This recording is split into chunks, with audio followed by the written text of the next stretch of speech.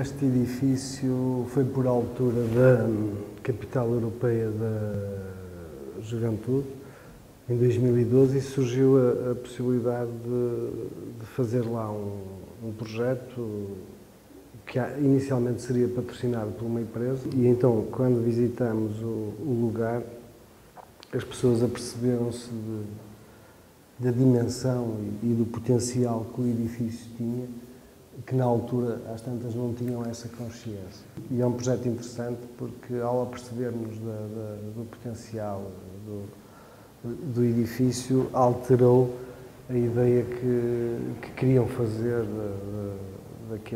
daquele projeto, que seria uma sala que contribuísse para a Capital Europeia da Juventude.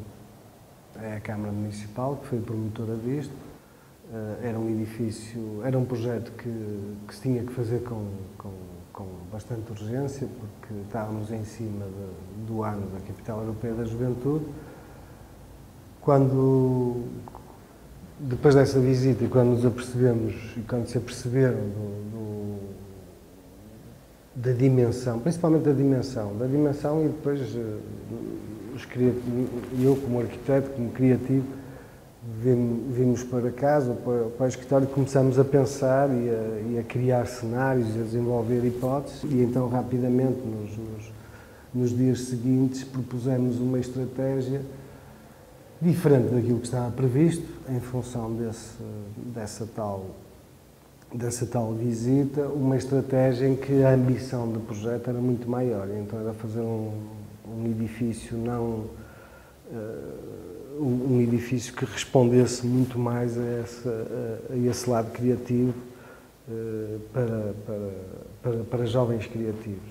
E foi um trabalho que foi quase work in progress. Não havia um programa muito bem definido, às tantas nem havia um programa definido. Foi-se construindo esse programa à medida que nos apropriávamos, entre aspas, da realidade do espaço. E isso foi muito interessante porque deu espaço a uma atitude mais criativa na própria forma de encarar o projeto de arquitetura. Esse era o objetivo do programa, era de facto um espaço para jovens criativos, que tinha muito a ver com o tema de Capital Europeia da Juventude, portanto era um espaço para jovens, e a partir daí foi construir uns modelos, umas referências de como agarrar e como fazer aquele projeto.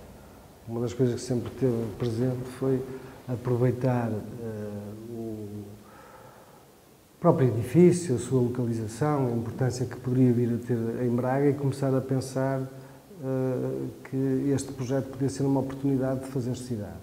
E isso foi paralelamente a isso do espaço para jovens criativos, ou para jovens, foi também tentar entender como é que este projeto podia contribuir para regenerar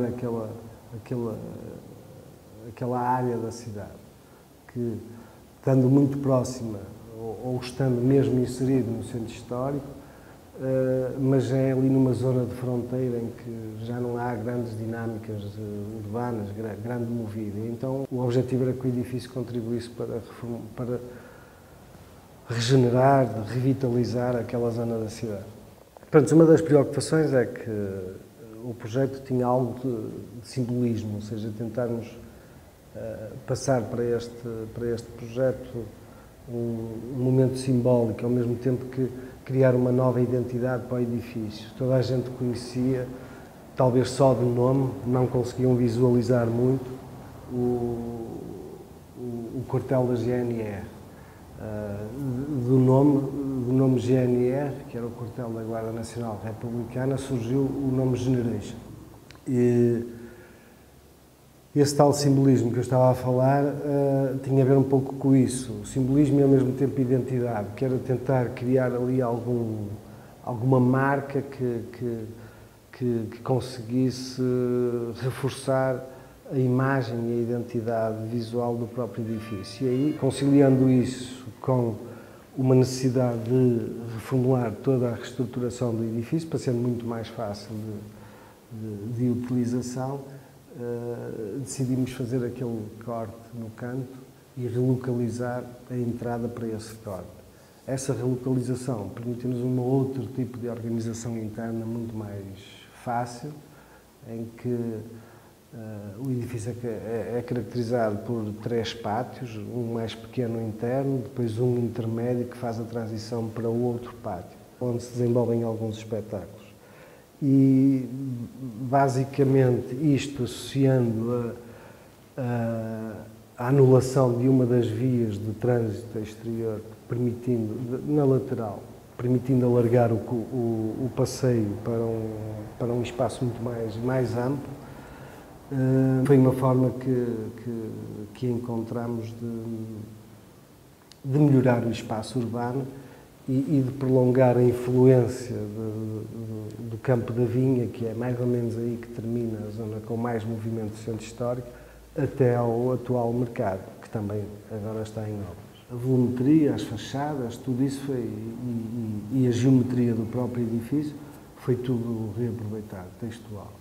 No interior, algumas coisas tiveram que ser reformuladas, não muitas, porque tínhamos uma grande limitação de custos.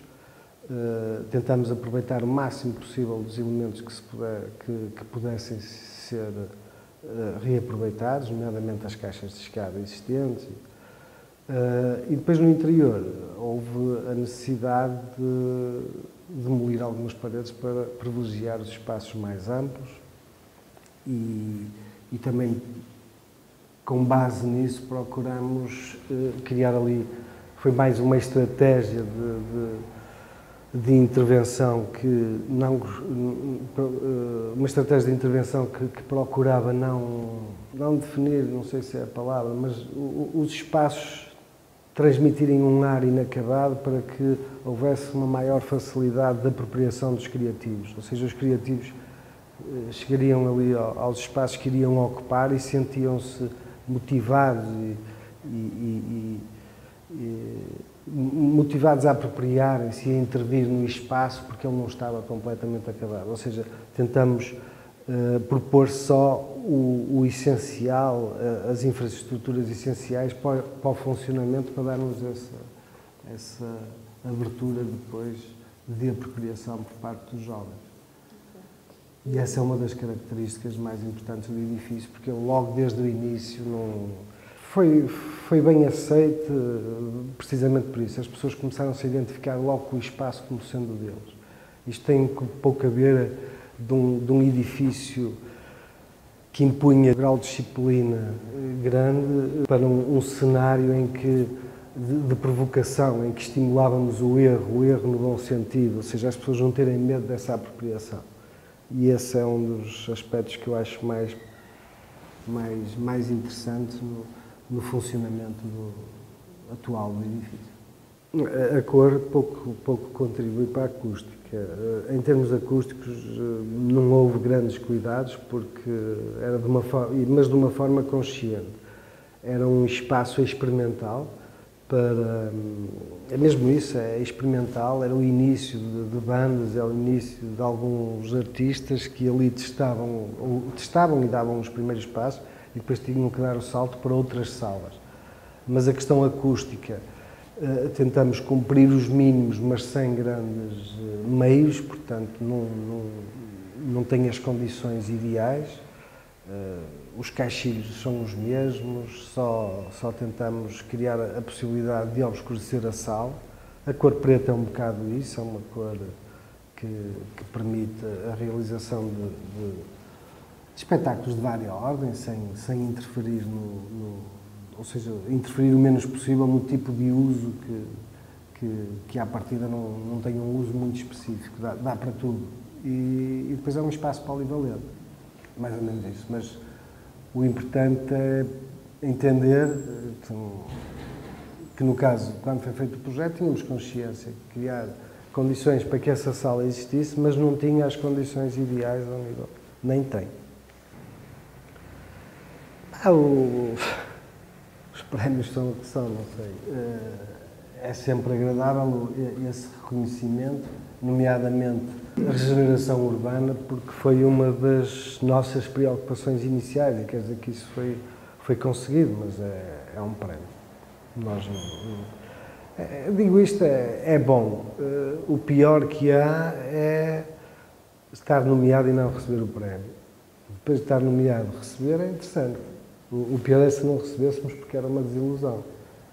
Assim, acho que é interessante. Mas é o reconhecimento de um trabalho, ou do tipo de trabalho que fazemos aqui. Dentro destes condicionalismos iniciais, nomeadamente da parte da disponibilidade financeira para construir o edifício, acho que isso é que é interessante, é termos limites. O próprio limite incentiva a criatividade.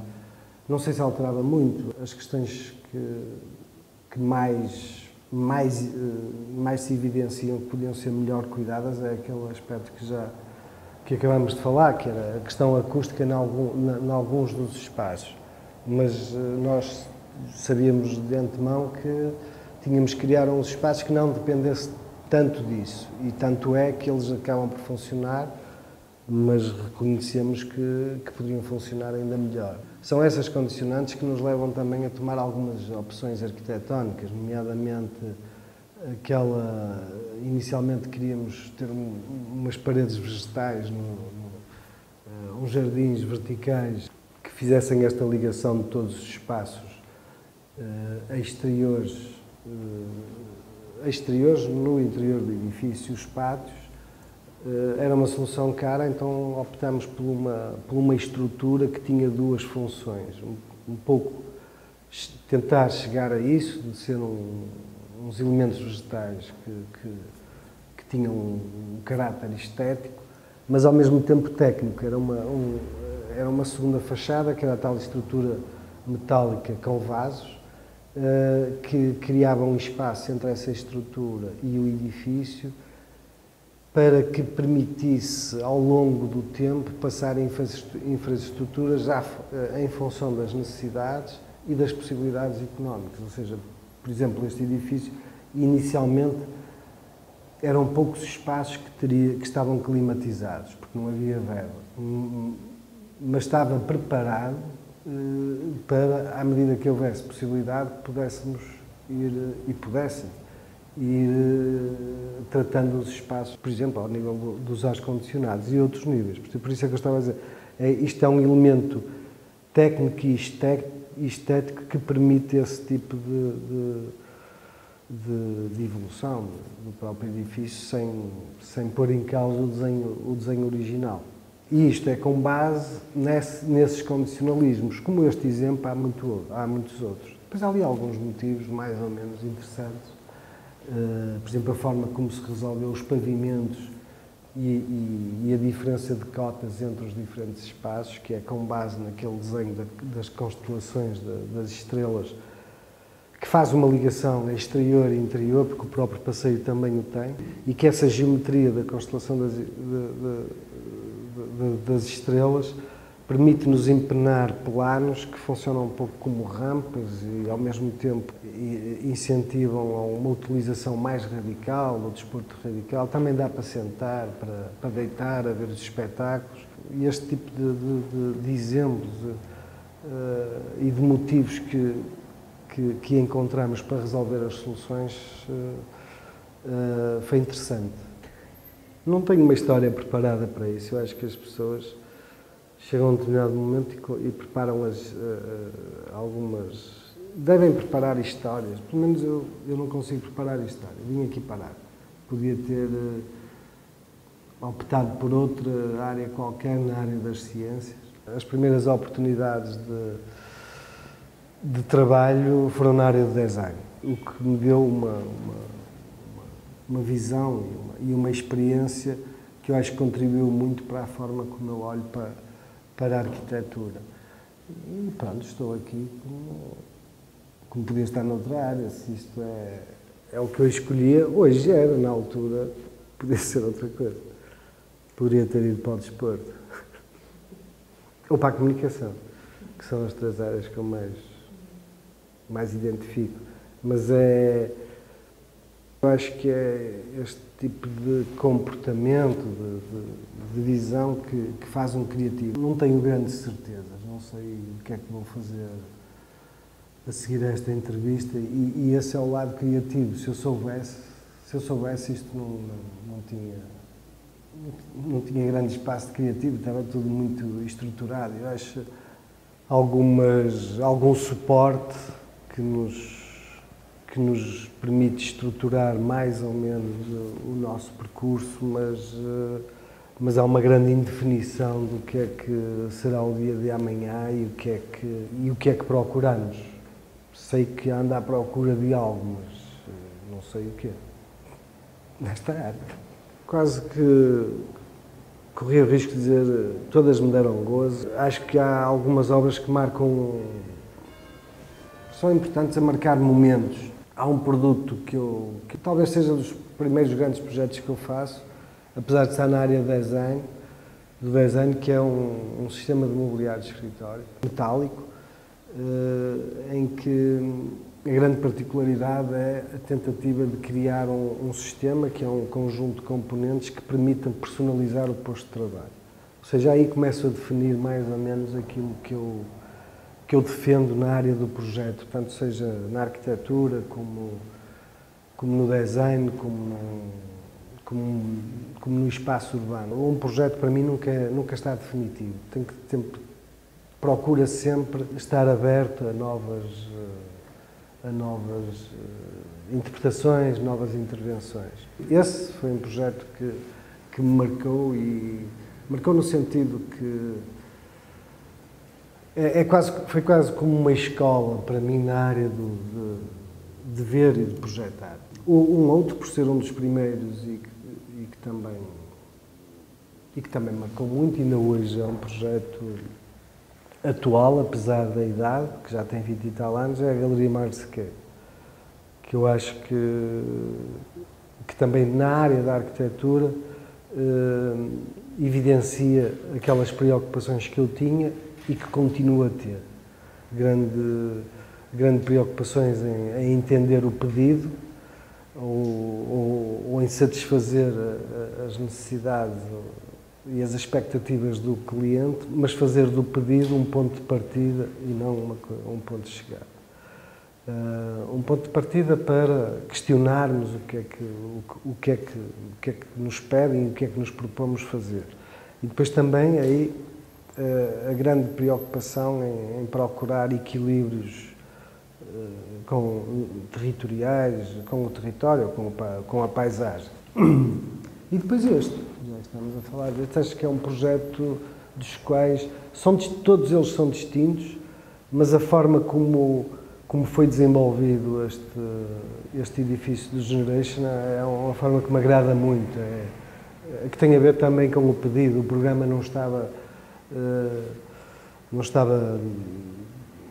estava muito pouco definido, mas houve aqui uma abertura de diálogo, de valorização do que é que poderia ser o edifício, e acho que ele acaba por resultar bem por causa disso.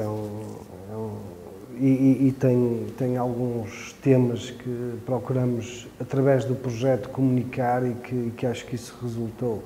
Tal simbolismo, identidade, cidade, a apropriação do próprio espaço, isto está presente neste edifício, e os condicionalismos que são muito evidentes e que eu acho que são uma das características principais do projeto de arquitetura. Não dá para avaliar só o projeto de arquitetura como o vemos, mas temos que ver que condicionalismos estavam por trás. E neste é muito evidente como é que chegamos a esta solução, e chegamos a esta solução também porque tivemos esses condicionalismos, para o bem e para o mal. Há um filme sobre Generation, não sei se tem, se não tiverem eu vou-vos dar,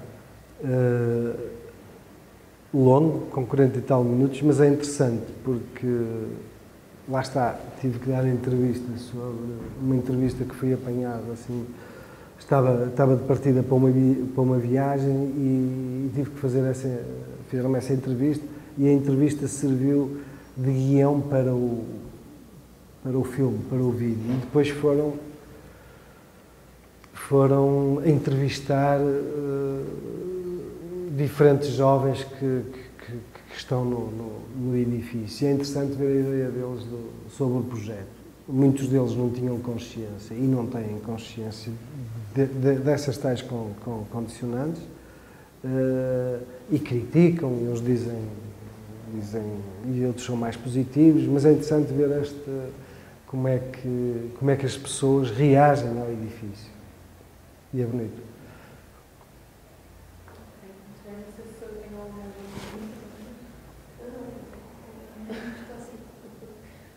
Muito obrigada. Não sei se quer acrescentar mais alguma coisa. Não? Se não perguntar, assim não me lembro nada de... Pronto.